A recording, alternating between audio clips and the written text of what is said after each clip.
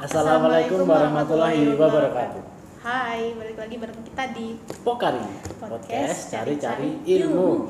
Nah, di episode kita kali ini kita bakalan bahas mengenai film-film yang kaitannya erat banget nih sama hubungan internasional. Betul. Nah, jadi kita bakal rekomendasi film di mana kita bisa menikmati alurnya dan kita juga bisa belajar nih.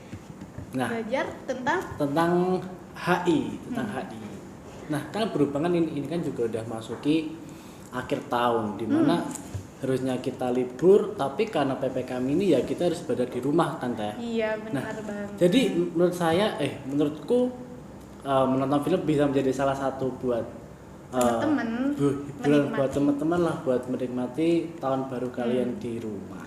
Jadi teman-teman bisa nih tahun baruan di rumah aja dengan nonton film yang kita rekomendasikan atau betul. mungkin Nah, film ini bisa masuk list tunggu list, ya. list tunggu film kalian. film lah. Oke. Nah, yang pertama itu ada film Escape from Mogadishu sama Pearl Harbor yang nanti akan kita bahas setelah ini.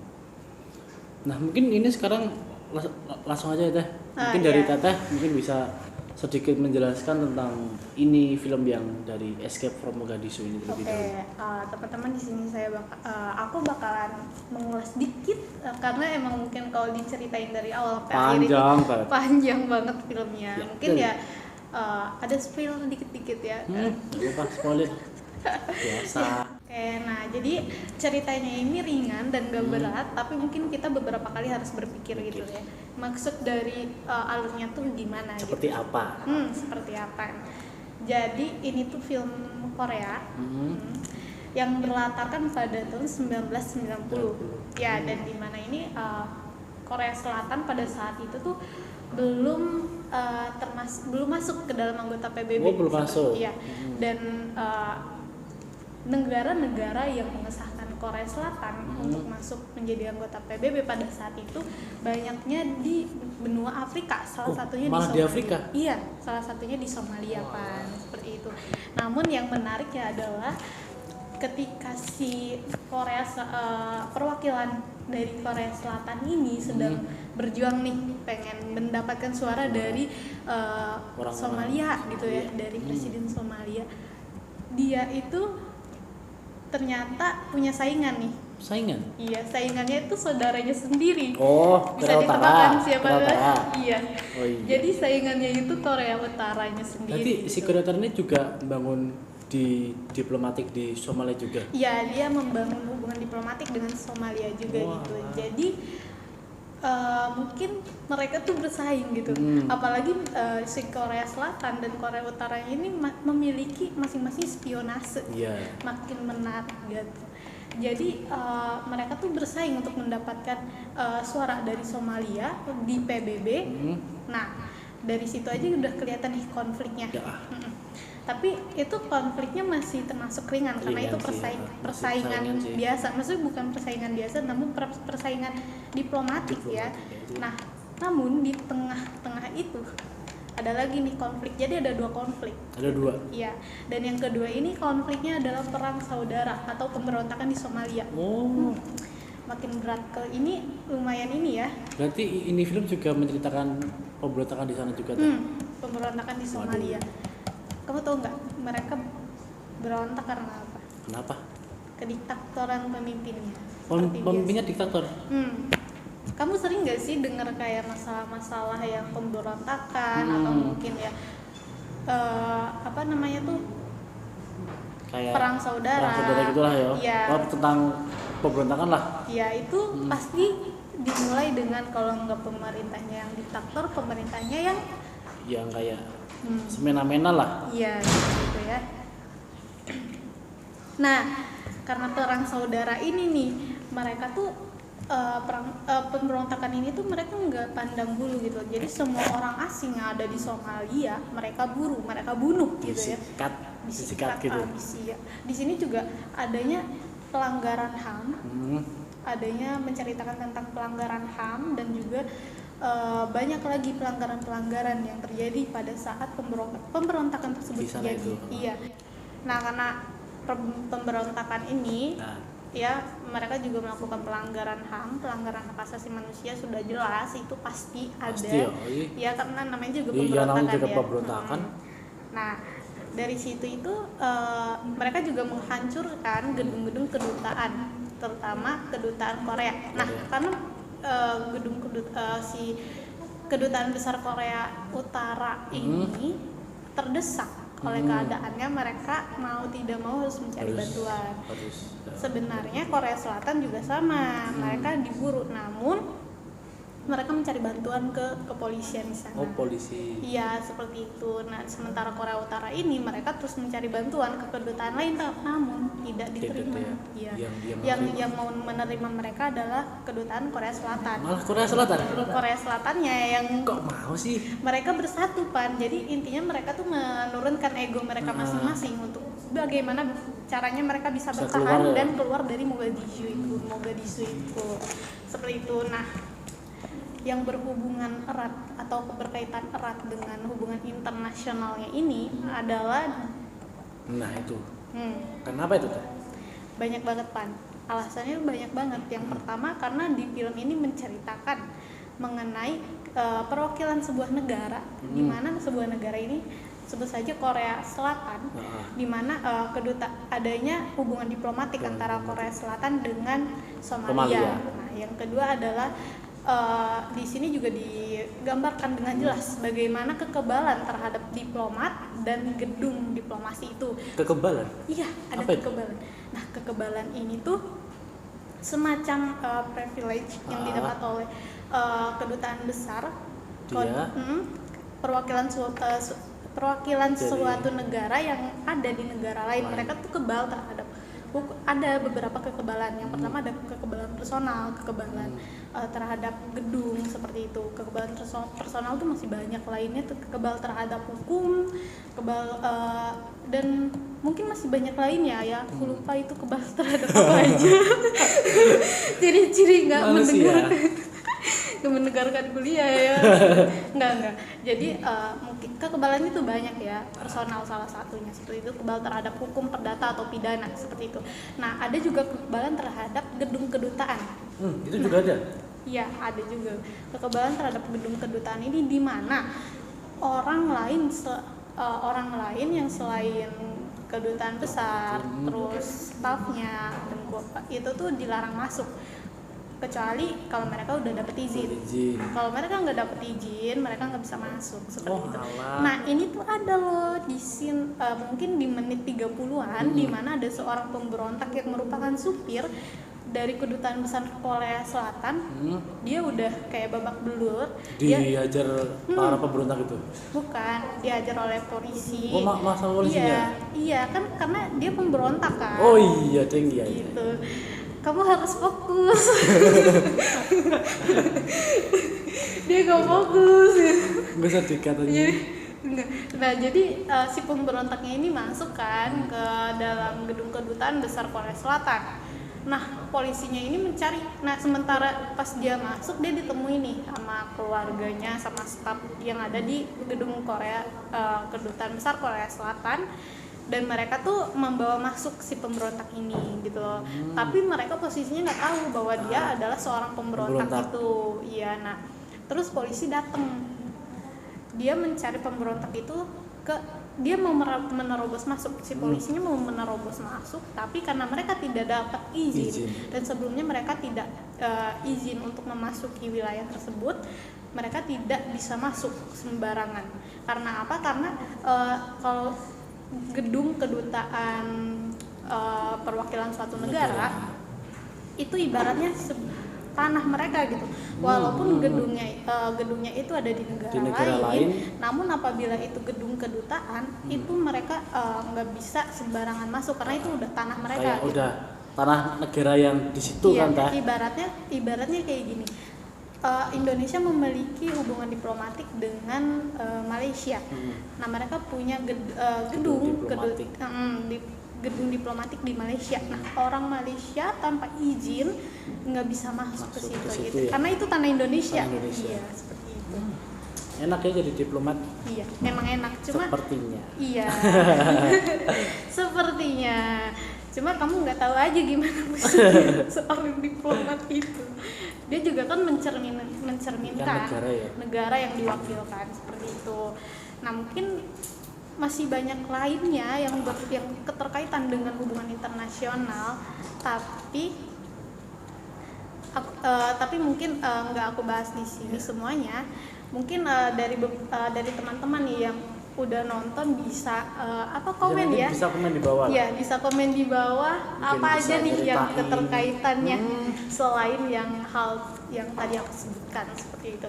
Nah, mungkin yang kedua ini Irfan nih yang bakal bahas mengenai yang Pearl Harbor. Iya. Nah, dimana film ini tuh diangkat tentang sebuah kisah nyata di mana pada saat itu adalah ada Perang Dunia Kedua teh. Iya. Nah kan kita sebagai orang HI kan nggak bisa jauh-jauh dari yang namanya sejarah kan. Iya, pasti. Apalagi Perang Dunia Kedua. Itu udah jadi kayak apa ya, makanan paten mungkin. Enggak, kalau di Indonesia itu orang-orangnya kalau nggak makan nasi belum makan. Nah, kalau kita belum tahu sejarah Perang Dunia itu bukan anak HI. Seperti itu. Kayak gitu ya, jadi penting banget ya untuk sejarah. Jadi di film ini tuh di awal film tuh dibuka dengan ada dua orang tokoh anak kecil, namanya si Denny sama si Riff. Jadi mereka itu adalah dua orang sahabat yang nantinya di masa depan itu mereka adalah seorang kapten yang akan memimpin Amerika ini. Nah, lalu setelah itu scene berganti ke 15 tahun ke depan saat mereka sudah menjadi seorang tentara ya. Itu pada tahun berapa tuh kalau boleh tahu? Itu tahun 1941. Nah, itu pada tahun 1941. Nah, lalu mereka ini pun secara kan si Riff sama si Denny tadi itu udah dipindahkan ke Pearl Harbor. Yang karena kan mereka kan naik pangkat terus dinaikkan ke Pearl Harbor. Nah, itu di tahun tersebut si Jepang ini pun juga mereka tuh kayak gimana ya? Mereka tuh harusnya kan dapat stok kiriman kayak minyak bumi, batu bara dari Amerika kan. Tapi entah kenapa di tahun itu si Amerika ini nggak pernah ngirim mereka sama sekali. Jadi kan padahal si Jepang kan benar-benar sangat bergantung pada itu. Iya. Itu alasannya kenapa? Kalau boleh tahu. Jadi si Amerika ini kan udah stop batu bara nih, stop batu bara sama minyak bumi ke Jepang. Jadi ya si Jepang itu kayak kayak panas lah. Kok si Amerika ini nggak ngirim aku ini sih? Kan mereka bingung juga ya. Kan padahal kan itu kan udah kayak sektor kehidupan buat Jepang gitu. Iya. Jadi terus si Jepang ini si Kaisar Hirohito. Hirohito ini tuh kayak apa ya? Jadi dia tuh memerintahkan semua pasukannya buat menyerang ke pangkalan besar Amerika di Pearl Harbor. Nah kan padahal kan si Amerika itu punya jatuh pedangkan di Pearl Harbor. Jadi itu kalau Pearl Harbor ini diserang, itu kayak seolah-olah Amerika tuh pertahanannya tuh benar-benar melemah teh. Nah, jadi pertahanan terkuat adalah di Pearl Harbor. Nah, itu aku baru tahu loh. Jadi sasaran si Jepang ini buat melemahkan si Amerika. Iya. Jadi mereka dari titik itu dulu baru nanti biar bisa masuk lagi. Iya. Itu kayak ibaratnya kayak gerbang utama ke Amerika tuh mereka harus nyerang Pearl Harbor dulu lah. Iya. Nah, terus kan si Jepang ini menyerang Amerika tuh di jam pagi-pagi buta itu sekitar jam 6 atau jam 7 lah. Pokoknya tuh masih benar-benar itu waktunya pagi banget. Jadi waktunya kayak orang masih tidur. Masih tidur. Apalagi kalau ya namanya tentara kan tetap aja yang jam 7 tuh baru siap kan. Iya kan mereka juga ibaratnya itu nggak selalu siap 24 jam. Mereka juga nggak tahu kan bakal ada serangan dadakan kan.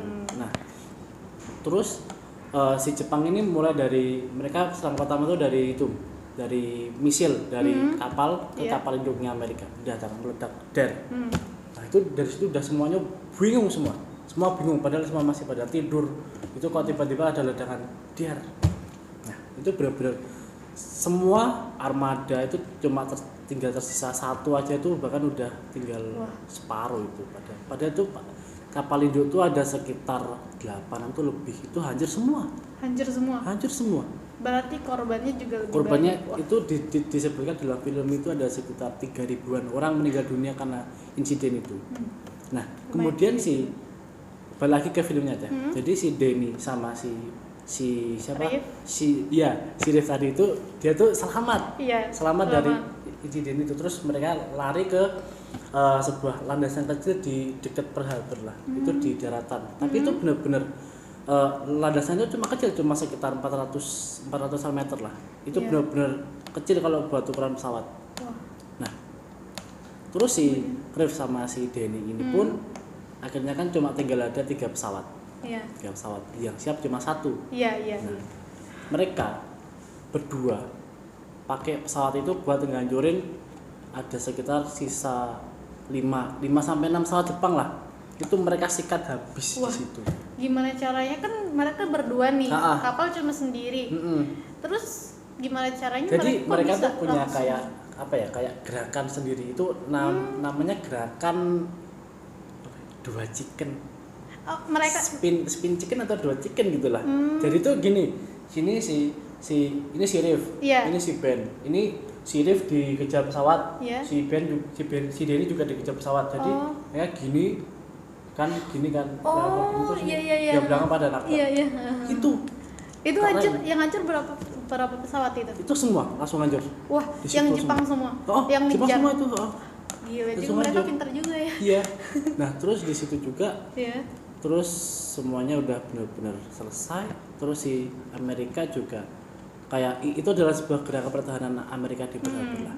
Nah, lalu si presiden Amerika pada saat itu adalah Roosevelt. Nah, kemudian dia juga memerintahkan kepada armadanya untuk membalas serangan tersebut ke Jepang lah.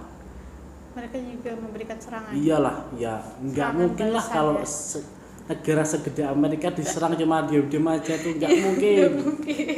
Nggak mungkin mereka diam ya. Iya. Menerima dengan lapang dada itu.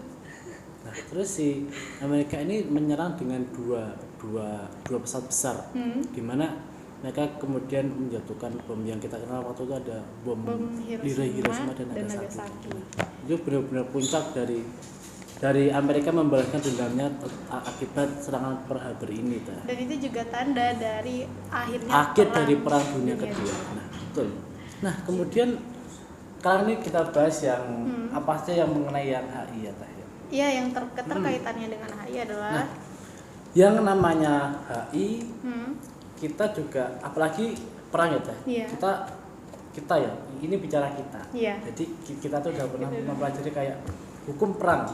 Nah, jadi dalam hukum perang itu ada yang namanya, kalau hukum perang tuh kita tuh nggak boleh menyakiti warga sipil, dokter atau orang-orang yang sudah tertembak itu. Gedung-gedung juga nggak boleh. Itu nggak boleh. Tapi di dalam film itu si Jepang ini pun juga mengincar seorang perawat, dokter, rumah sakit, itu semua diserang semua. Mungkin tujuan mereka biar hancur sekalian kan, tapi biar itu gak ada yang ngobatin kali ya. Tapi kan itu udah melanggar hukum perang internasional. Iya. Nah, terus yang ada lagi tuh kayak itu Teh. Kan Perang Dunia Kedua kan benar-benar membawa dampak yang besar lah di kehidupan kita saat ini, terutama yang PBB. Jadi di PBB itu ada pemegang hak veto lah. Jadi pemegang hak veto itu adalah hak di mana yang itu diberikan kepada negara-negara yang menang dalam Perang Dunia Kedua itu. Nah, gimana kerja hak veto? Jadi hak veto ini tuh bekerja seolah-olah gitu. Jadi mungkin dalam PBB itu ada sidang ya Teh. Nah, terus di sana udah bikin sebuah peraturan. Udah dinaikkan, udah tinggal disahkan. Tapi ada salah satu negara pemegang hak veto ini dia bilang enggak mau, ya udah itu peraturan enggak akan bisa disahkan.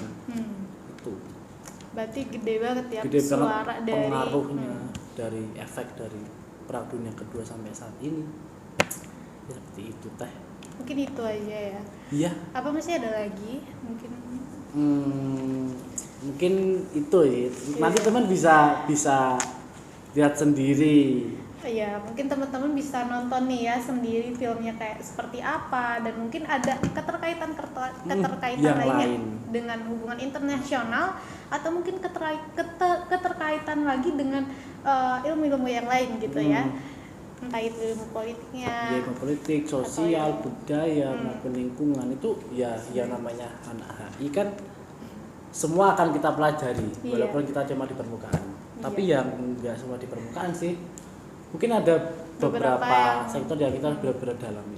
Iya, makanya dari itu teman-teman boleh nih abis nonton filmnya komen di sini di bawah ini, dan kemudian ceritakan nih gimana pendapat kalian, pengalaman kalian menonton film tersebut. Iya, seperti itu. Mungkin sekian dari kami. Kita akhiri. Gimana? Mungkin di next episode kalian mau nyaranin nih, kita bakalan bahas apa, komen di bawah ya. Kita mungkin kalian juga memiliki rekomendasi film lainnya selain yang kita ulas tadi. Kalian bisa komen juga di bawah. Jadi buat bisa nambahin list buat nonton film lah buat tahun baru ini. Kita bisa sharing list film sambil berbagi ilmu. Bisa banget. Oke, mungkin sekian dari kami. Kurang lebihnya kami mohon maaf. Ya, aku dia Siti Oliva dan ini Irfan Saleh Syahid. Pamit undur diri. Wassalamualaikum Wassalamualaikum warahmatullahi wabarakatuh.